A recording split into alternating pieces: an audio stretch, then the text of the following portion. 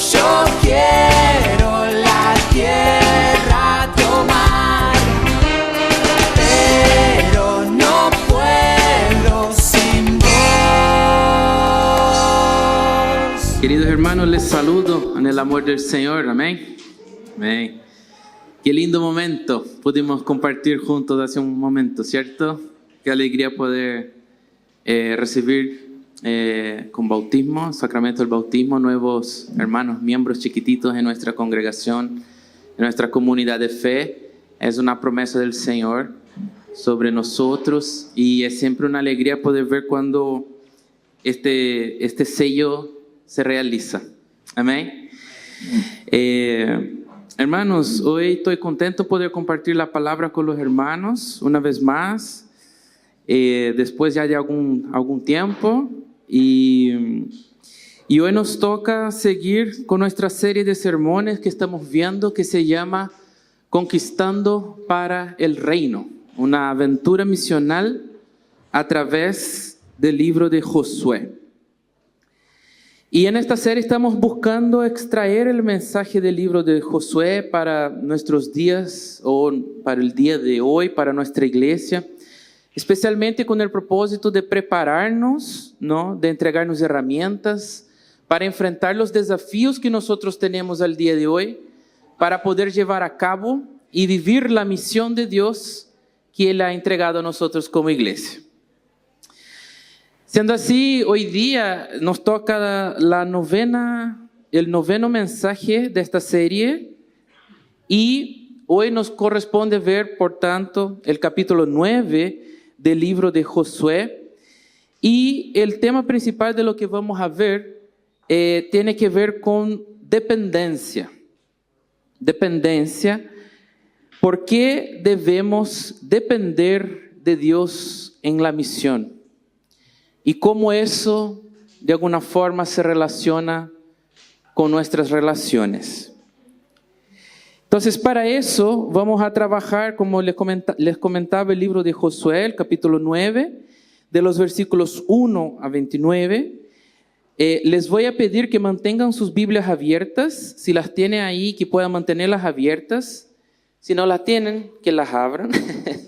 Porque el texto es largo. Y de alguna forma yo busqué agrupar los versículos en honor al tiempo también, ¿ya?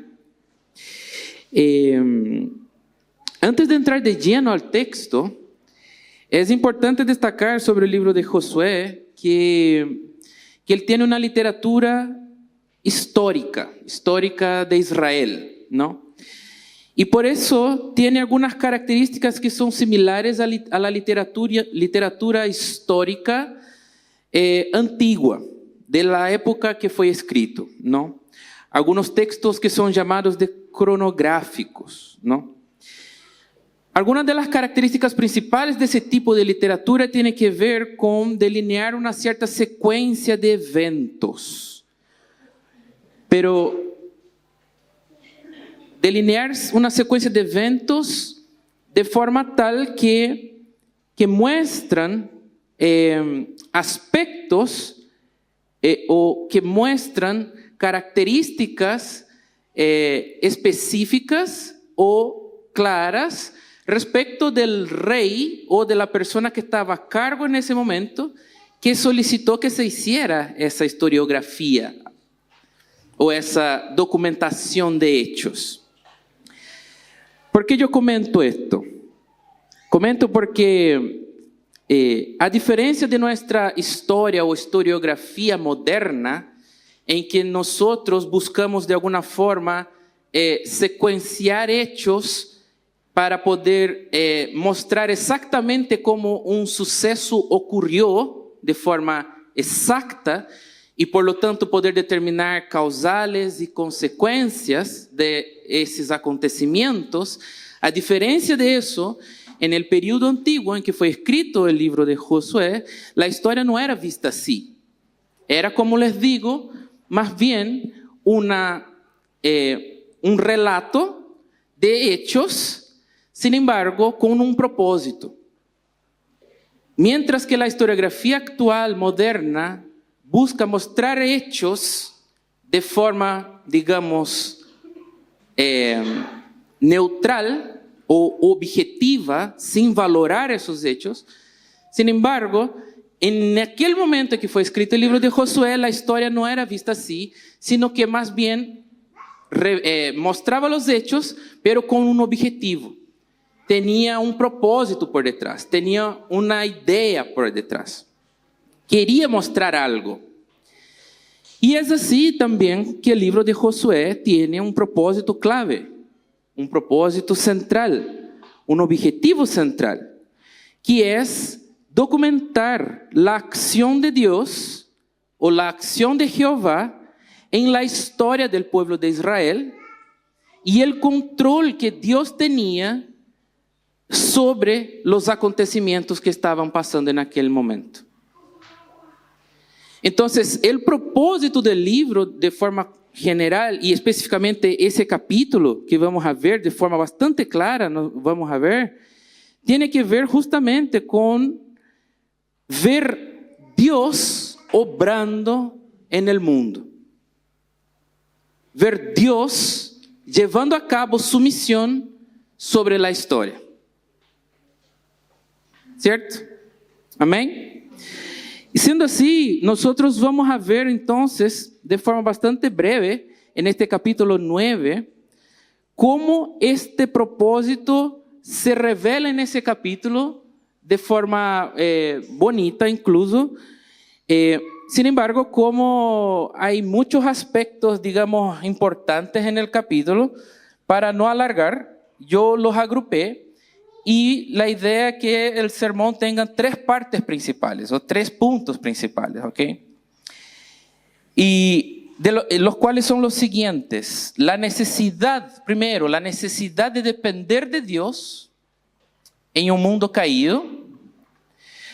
Segundo, la necesidad de depender de Dios porque todo se trata de Él. Y tercero, la necesidad de depender de Dios para no pecar contra Él. Amén. Entonces veamos la primera parte, que es la necesidad que tenemos de depender de Dios en un mundo caído, que eso tiene que ver con ese texto largo que leímos. En esa primera parte nosotros vemos cómo el Señor muestra el contexto en que nosotros vivimos actualmente. Más bien, el pueblo de Israel en aquel entonces, pero que también aplica para nosotros hoy. Y es un contexto de un mundo caído, enemigo de Dios. Ese aspecto tiene 2 características principales. Primero, de un mundo que es de violencia y oposición. Y segundo, de un mundo que es de engaño y mentira. En ese primer aspecto de un mundo de violencia y oposición, nosotros vemos en los versículos 1 y 2. Entonces, aquí los versículos 1 y 2, si tienen sus Biblias, les pido que puedan echar una miradita. En los versículos 1 y 2, vemos cómo se reúne un grupo de reyes que se juntan y se ponen de acuerdo para poder pelear contra Josué y contra Israel. Lo interesante aquí es que hay registros históricos de la época, dicen los historiadores, de que los reyes cananeos efectivamente estaban muy preocupados por un enemigo muy poderoso que tenían, a punto tal de que hay escritos de reyes cananeos pidiendo ayuda a Egipto en contra de ese enemigo. Y es así que en ese contexto, esos relatos cuentan que Egipto en ese contexto rechazó entregar ayuda a los pueblos cananeos. Y bueno, si bien esto es una fuente externa, digamos, a la Biblia, sin embargo, da cuenta un poco de que es muy posible de que Israel, cuando llegó para conquistar la tierra prometida, generó tal temor en los pueblos de la región porque ellos vieron todo lo que Dios estaba haciendo desde Moisés al salir de Egipto, cruzar el mar, conquistar la tierra, a cruzar el Jordán, abrir el mar, Jericó, estaban tan amedrentados que las noticias de lo que Dios estaba haciendo llegó hasta ellos y ellos muy posiblemente pidieron ayuda. Pero Egipto rechazó porque como Israel estaba en ascensión, muy posiblemente el mismo Egipto había sido derrotado por Israel en ese contexto, por Moisés. Entonces, el punto aquí, ese primer punto, es que ese grupo de reyes se reúnen básicamente para poder hacer una oposición clara, abierta y directa contra Dios y la voluntad de Dios, a lo que Dios estaba haciendo en el mundo, ¿no? Que en ese contexto sería conquistar la tierra. Y lo iban a hacer con violencia. Se armaron para la pelea, para la batalla. Pero no solamente eso, en ese mundo caído nosotros también vemos cómo ese mundo no es solamente de violencia y de oposición abierta, pero también es un mundo de engaño y de mentira. Entonces, de los versículos 3 al 13, nosotros vemos cómo una determinada nación llamada de los Gabaonitas, ellos usaron de engaño, de mentira y de falsedad para poder prevalecer en contra del pueblo de Dios, en contra del pueblo de Israel. Ellos fueron meticulosos. Primero, se fingieron de embajadores. Segundo, llevaron artículos viejos, llevaron ropa vieja, calzado viejo, se llevaron pan y vino viejo, odre viejo, y dijeron, pucha, vivimos tan lejos que de llegar acá todo eso se desgastó. Entonces usaron de una artimaña, de un artificio, de una mentira para engañar, para dar la vuelta, para torcer y por tanto para alcanzar el objetivo que ellos tenían, que era un objetivo egoísta, digamos, un objetivo de ellos. Ellos no tenían nada con el pueblo de Dios, no tenían nada con Dios, sin embargo, ellos querían vivir, ¿cierto? Entonces, si tengo que mentir aquí para vivir, ¿no? Mientras unos se opusieron abiertamente, otros, como se dice, pasaron la mano en el lomo ahí, no, tranquilo, bonito, no hay problema. Entonces, aquí nosotros vemos un segundo aspecto de ese mundo caído que tiene que ver con la presencia de engaño y mentira de forma concreta y directa con el objetivo de alejar el pueblo de Dios de su misión. Alejar el pueblo de Dios de aquello que Dios les llamó para hacer. Y es aquí que nosotros tenemos nuestra primera aplicación, nuestra primera reflexión que tiene que ver, mis hermanos, con que nosotros hoy actualmente vivimos en un mundo que es caído, un mundo en que nosotros tenemos que enfrentar violencia, en que tenemos que enfrentar oposiciones, en que tenemos que enfrentar engaños, en que tenemos que enfrentar traiciones. Así como Josué y el pueblo de Israel tuvieron que enfrentar eso en aquel contexto, Jesús nos dice a nosotros que también nosotros en nuestro contexto tenemos que vivir y que viviríamos en nuestra vida, en nuestra misión, bajo aflicciones. Jesús dijo que nos enviaría como ovejas entre lobos. Y esto no es menos decir. Esto significa que estaremos entre depredadores, como presas. Esto significa que estaremos bajo ataque. Esto significa que el enemigo está presente y va a atacar. va a atacar de dos formas principales, varias formas, pero dos principales, según ese texto. Va a atacar abiertamente, con ira, con oposición. Va a atacar con violencia. Va a formar bandos. Se va a oponer a ti, a mí, a nosotros como iglesia, como pueblo de Dios, en la misión que el Señor nos ha llamado a hacer. Tendremos oposición clara, abierta y directa. Pero no solamente eso, sino que también, en tercer lugar, que el enemigo ataca por veces con engaño, con mentira, con sedición. ¿Cuántas mentiras no escuchamos de nuestra cultura, de nuestro tiempo? Pero eso no hay problema. Es un pecadillo. Pero eso no hay problema. Hazlo, no hay problema. Solo un poquito más, no hay problema. Y así, con ese engaño, con esa mentira, con esa distorsión de la realidad, somos tentados a alejarnos de la misión, del propósito y de aquello que Dios nos ha llamado para ser, hacer y vivir en este mundo.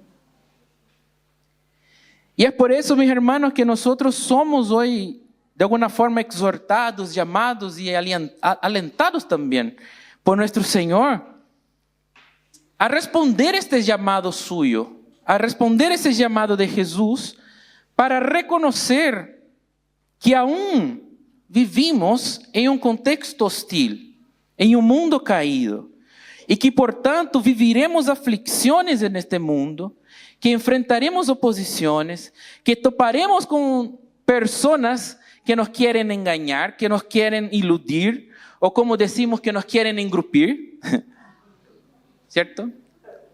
Para sacar ventaja, es un modismo chileno, ¿no? Para sacar ventaja, para salir con la suya, para alcanzar sus objetivos personales, o en definitiva para hacernos pecar y esquivarnos y desviarnos de la voluntad del Señor. Por tanto, lo primero, mis hermanos, es que debemos depender del Señor, porque si no estaremos totalmente vulnerables a estas circunstancias de un mundo hostil en el cual vivimos. Amén. Eso es lo primero. Lo segundo tiene que ver con la necesidad que tenemos de depender de Dios simplemente porque todo se trata de Él. Amén. Eso está íntimamente ligado con lo anterior. ¿Por qué? Porque si nosotros nos fijamos, el capítulo tiene 27 versículos. Son 13 versículos del contexto. Este es el versículo 14. Y luego tienen 13 versículos más de la segunda parte, de la tercera parte en ese caso. Este versículo es el centro del capítulo. Es lo nuclear, es lo neurálgico. Es lo que Josué está diciendo. Mira, ese antes era un contexto, lo después es una consecuencia de si tú o si ustedes no hacen esto, que es lo central. ¿Qué es lo que es lo central? Depender de Dios, sabiendo que todo se trata de Él. Entonces en el versículo 14 dice lo siguiente: y los hombres de Israel tomaron de sus provisiones y no pidieron consejo del Señor. Eso es lo central. No pidieron consejo del Señor. Aquí vemos que el consejo del Señor es lo más precioso que nosotros podemos tener, mis hermanos, en la vida. Aquí el consejo del Señor significa su voluntad revelada a nosotros. Es lo que Dios quiere que hagamos. Son sus mandamientos, son sus obras reveladas a nosotros. Son sus palabras. Es su parecer. Son sus valores expresados tanto en sus obras como en sus mandatos eternos. Aquí en el Antiguo Testamento, era común que el pueblo de Israel consultara a Dios, a la voluntad de Dios, buscar saber la voluntad de Dios por medio del llamado Urim y Tumim. Ustedes se recordarán, desde el éxodo de la salida del pueblo del Egipto, Dios instituyó el Urim y el Tumim como una forma para que ellos pudieran conocer su voluntad a situaciones concretas. Que básicamente eran algunas piezas, ¿no? No se describe claramente en la Biblia, pero eran algunas piezas que quedaban guardadas en el pectoral del sumo sacerdote y tendrían alguna apariencia de forma tal que cuando necesitaban saber de una respuesta, tener una respuesta, se lo echaban al aire, como, no sé, alguna especie de dado tal vez, y estos objetos entonces indicaban la voluntad del Señor sobre ese asunto que estaba siendo consultado.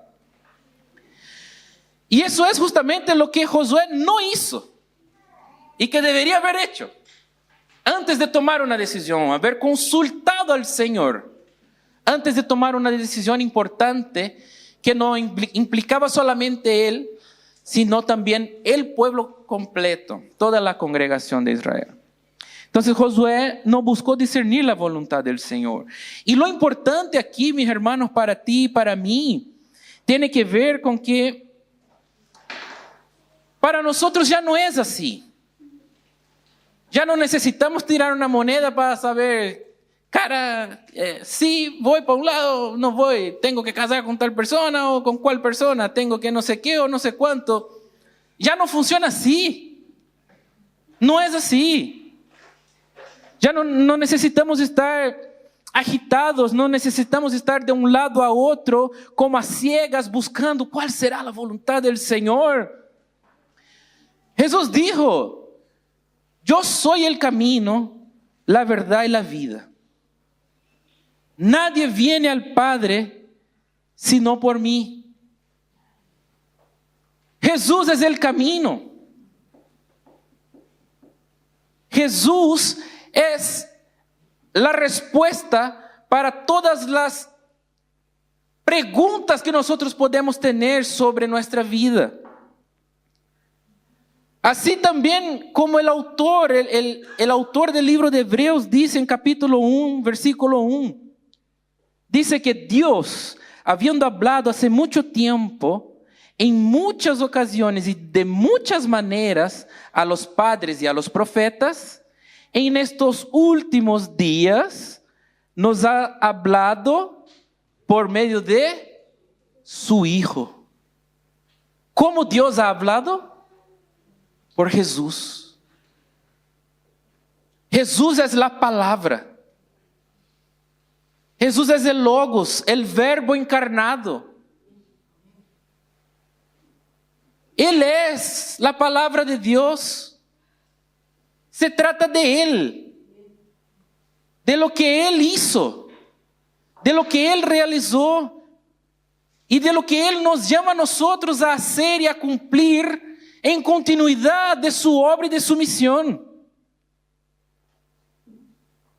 Porque el autor de Hebreos continúa, dice: en estos últimos días Dios nos ha hablado por su Hijo, a quien constituyó heredero de todas las cosas, por medio de quien hizo también el universo. Él es el resplandor de su gloria, la expresión exacta de su naturaleza, y sostiene todas las cosas por la palabra de su poder. Después de llevar a cabo la purificación de los pecados, el Hijo se sentó a la diestra de la majestad en las alturas, siendo mucho mejor que los ángeles, por cuanto ha heredado un nombre mucho más excelente que ellos. Jesús es la palabra de Dios. Jesús es el Logos. Y su voluntad para nosotros es clara y está revelada aquí. Amén. Las Sagradas Escrituras. Lo que el Señor quiere para ti y para mí está aquí. Su voluntad santa está revelada aquí. Su carácter santo está revelado aquí.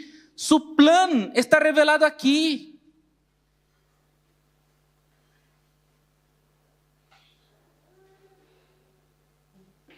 Y por tanto, nosotros solamente podremos vencer y vivir según la voluntad de Dios en un mundo, en un contexto caído y hostil como nosotros vimos que vivimos, si nosotros conocemos la palabra del Señor. Si nosotros la aplicamos en nuestra vida, la atesoramos como un verdadero tesoro.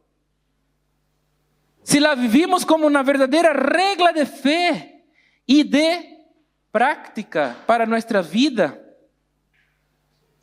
Solamente así, cuando los momentos que sean más oscuros, más difíciles, más complejos, solamente conociendo la palabra del Señor, solamente conociendo su consejo, por medio de su palabra revelada, nosotros tendremos la capacidad para discernir su voluntad.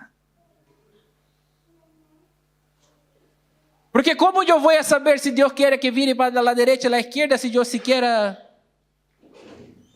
soy capaz de leer la palabra? ¿Cómo yo voy a pretender entender la voluntad del Señor para un determinado asunto si yo no me dedico a entender cómo el Señor piensa? ¿Cuáles son sus valores, su parecer? ¿Cuál es su consejo?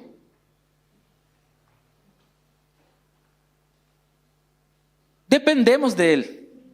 Amén. Dependemos de Él. Jesús dijo: sin mí nada podrán hacer.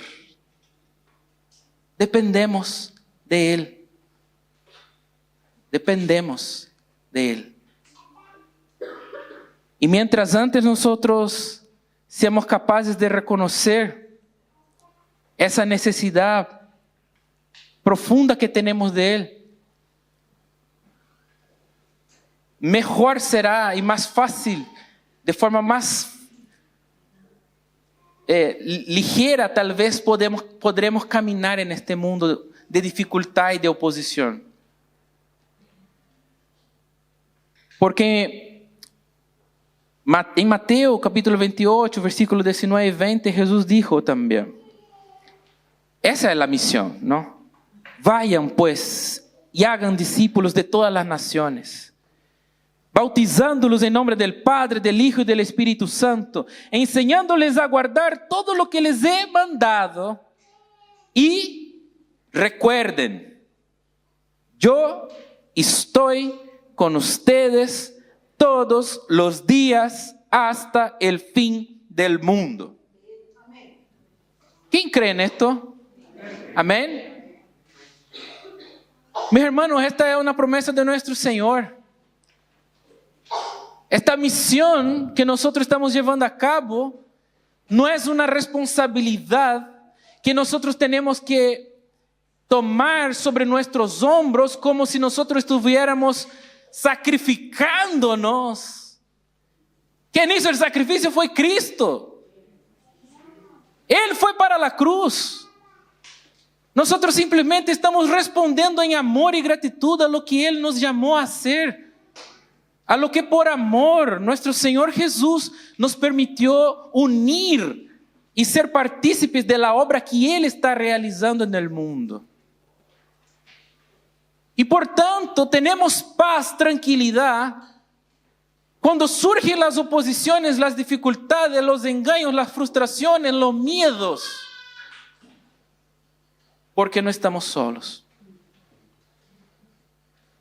Porque Él está con nosotros. Porque esa misión es suya. Como dijo Moisés en cierto momento: Señor, si tú no vas conmigo, no me hagas ir de aquí. Amén. Se trata de Él. Se trata de Él. Que el Señor nos ayude cada día a tener más esa comprensión. Y eso nos da paso a nuestra tercera parte y final, que tiene que ver con la necesidad de depender de Dios justamente para no pecar contra Él. Y finalmente, en esta última parte, Josué nos muestra en estos versículos finales las advertencias o como una especie de advertencia tal vez de lo que sucede si nosotros no enfrentamos la hostilidad de un mundo que es contrario a Dios en la misión en dependencia de su consejo y de su voluntad. ¿Cuáles son los peligros? ¿Qué es lo que puede suceder cuando el pueblo de Dios actúa en ese mundo hostil sin una dependencia absoluta de Dios? ¿Qué puede suceder? Primero, yo veo por lo menos tres cosas.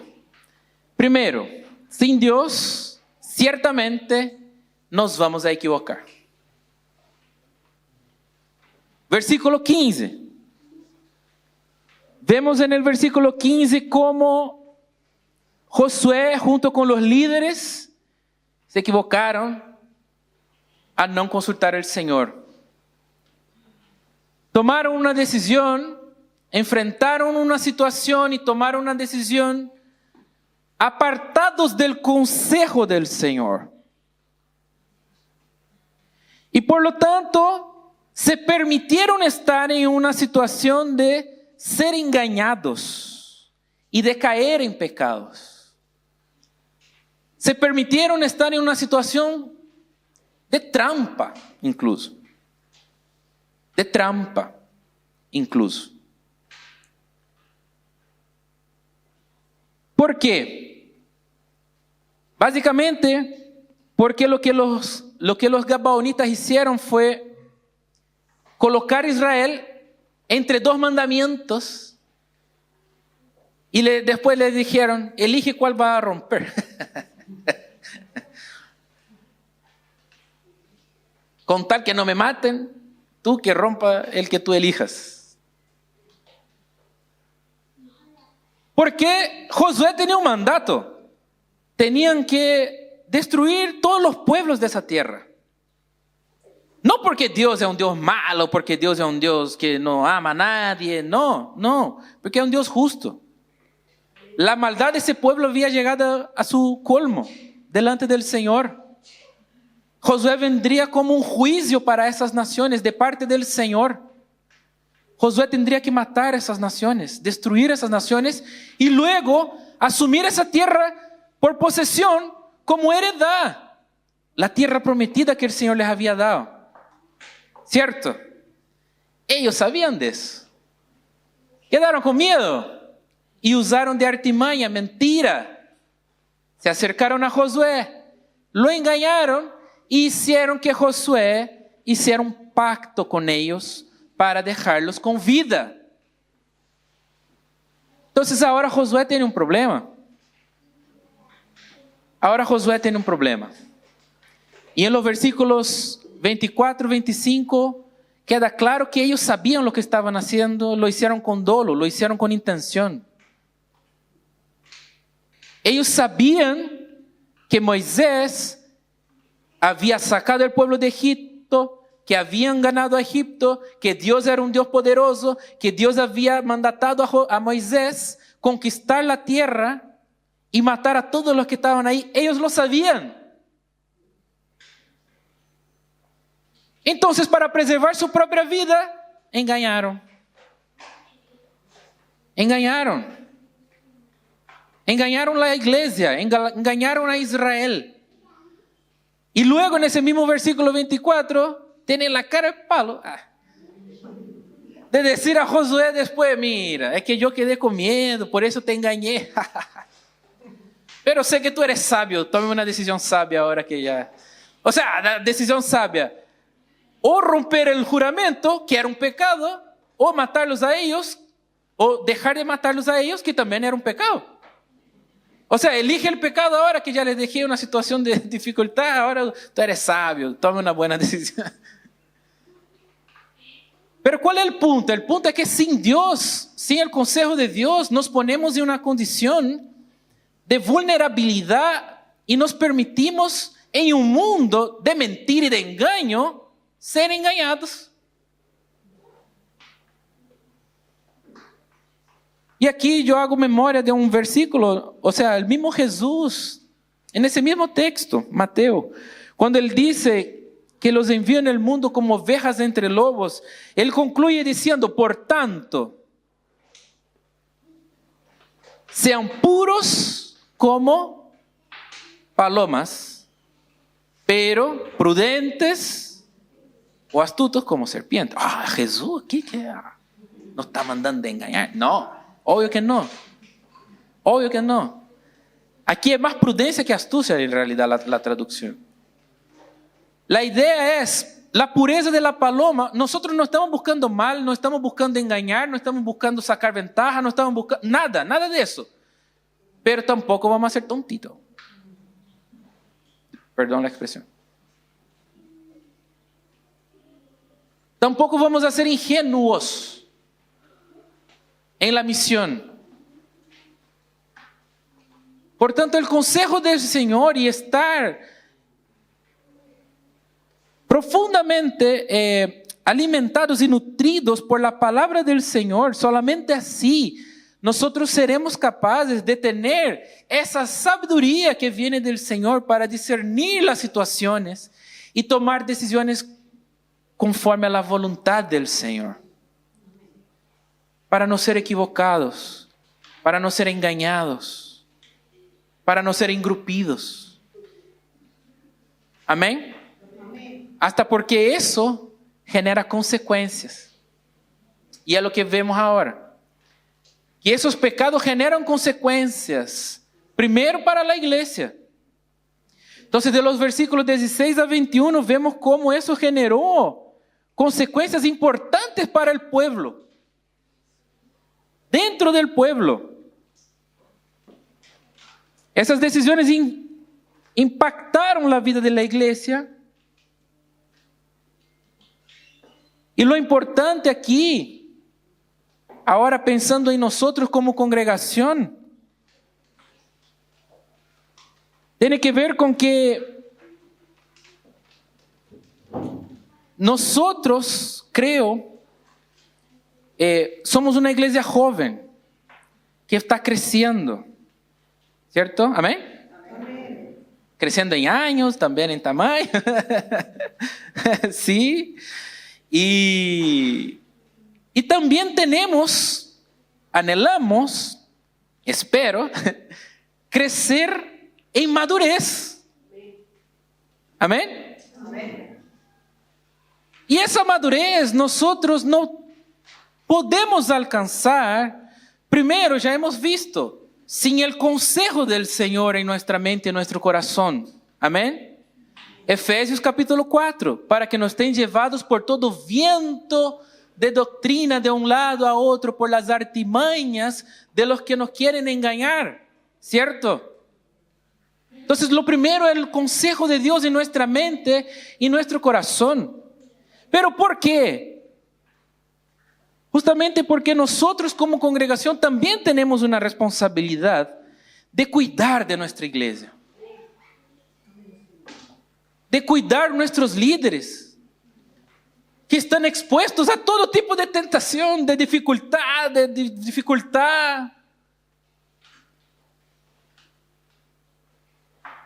Cuidarlos a ellos, ayudarlos, apoyarlos, orientarlos.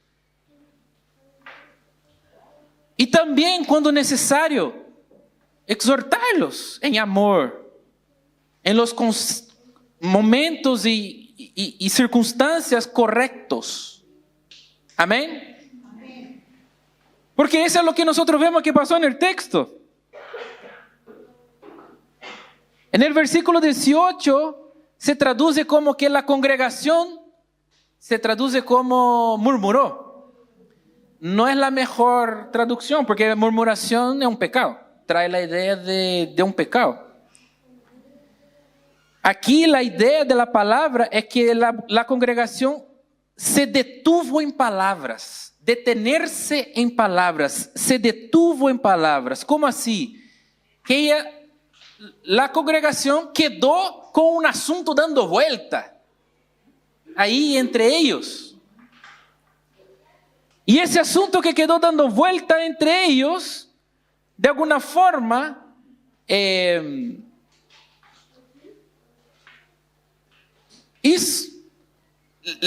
o sea, la congregación entendió que lo que Josué hizo estaba equivocado. Y la congregación quedó dando vuelta ahí con eso. Y la congregación, en el contexto indicado, llamó a cuentas. A los líderes. A los líderes. Y aquí lo importante, mis hermanos,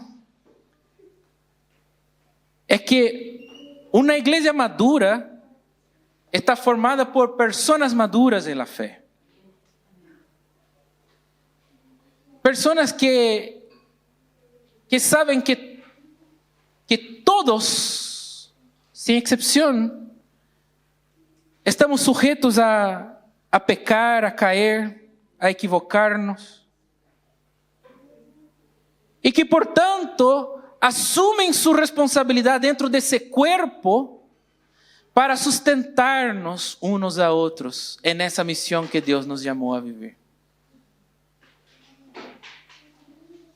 No es cobranza solamente, no es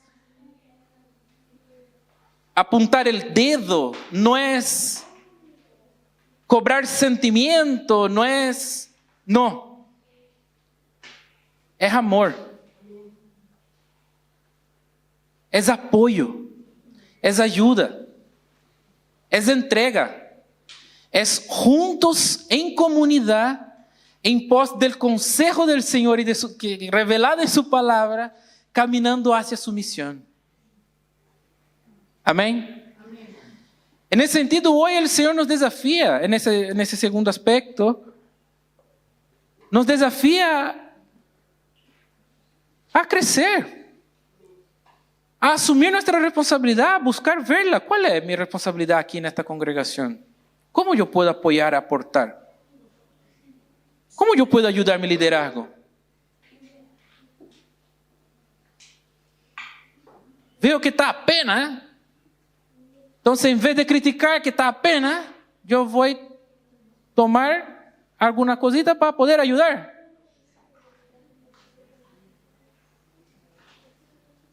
Veo que está más o menos.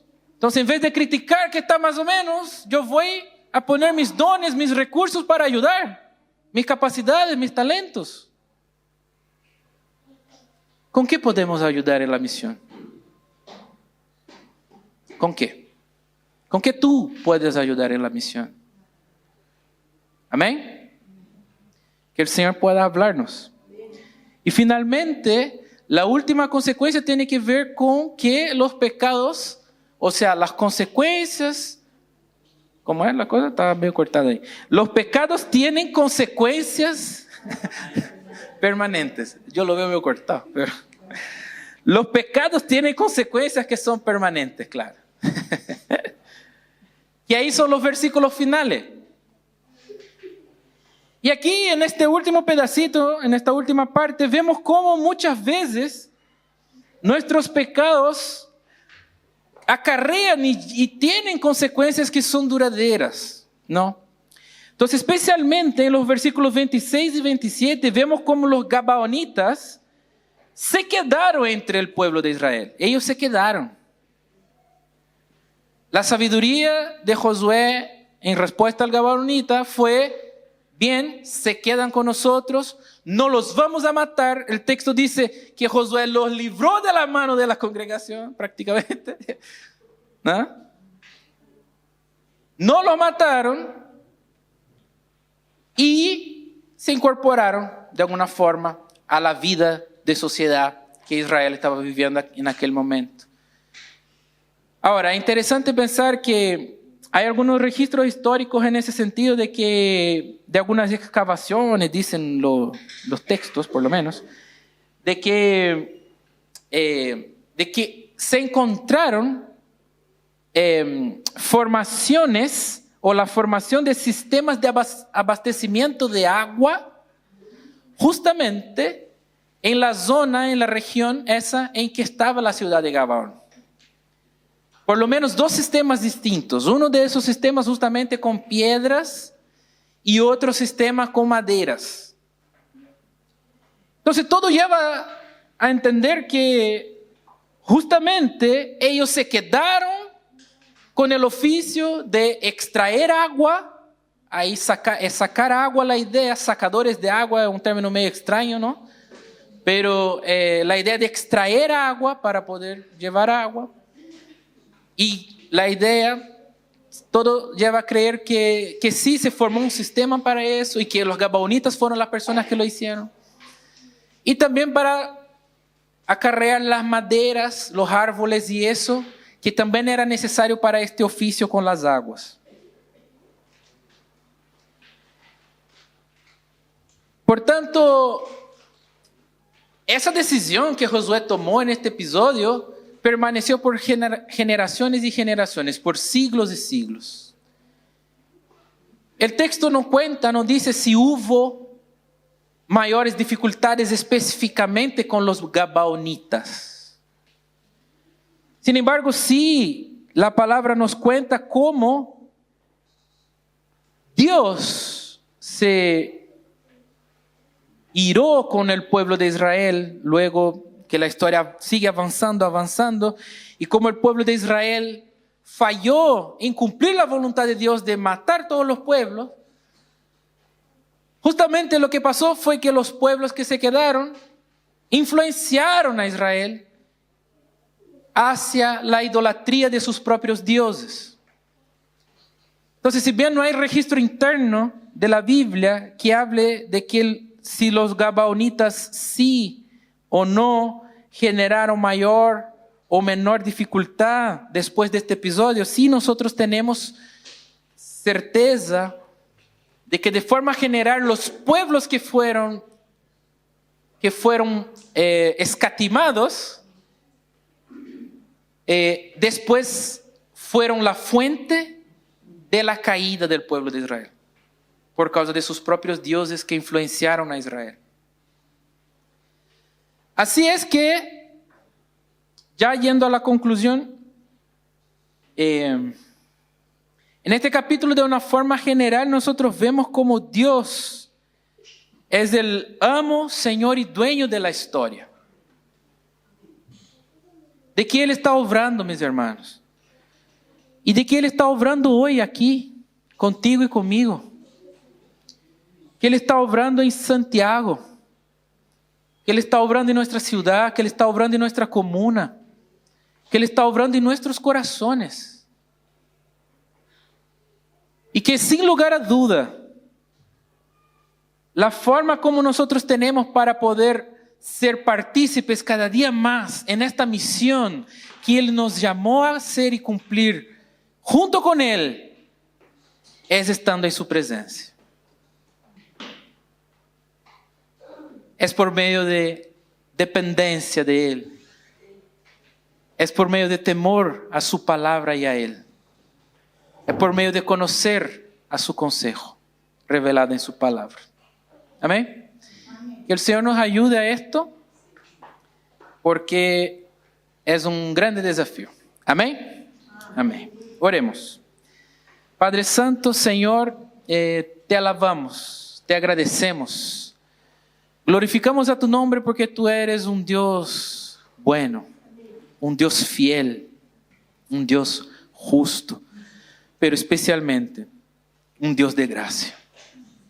Porque tú no nos tratas como merecemos, sino que siendo nosotros pecadores, estando muertos en nuestros delitos y pecados, nos diste vida, Señor. No por nada que nosotros hayamos hecho para merecerlo, sino única y exclusivamente por lo que Jesús hizo en la cruz. Tú nos has dado vida, Señor.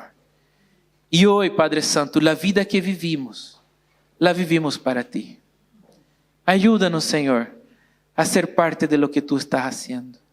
Abre nuestra mente y nuestro corazón para entender cada día un poquito más, Señor, de tu bondad, de tu verdad, de tu amor, de quien tú eres y de tu santidad. Un poquito más de cómo somos realmente, verdaderamente pecadores, Señor. De cómo verdaderamente no hay sabiduría en nosotros aparte de ti. Como verdaderamente no hay, Señor, verdad en nosotros aparte de ti. Como verdaderamente, Señor, no hay cualquier bondad en nosotros aparte de ti. Ayúdanos a verlo, Señor, a entenderlo.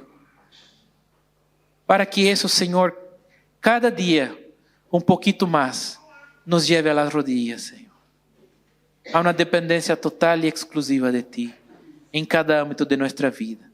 Y especialmente en el cumplimiento del encargo que nos has dado, Señor, que es tu misión en este mundo. Te pedimos en nombre de Jesús, por cada uno de nosotros, nuestro liderazgo, nuestro consistorio, nuestros presbíteros, nuestros diáconos, nuestros oficiales, nuestros pastores, nuestros líderes de departamento, nuestros miembros, nuestros adherentes. Bendícenos, Señor, con tu gracia y fortalécenos en nombre de Jesús. Amén.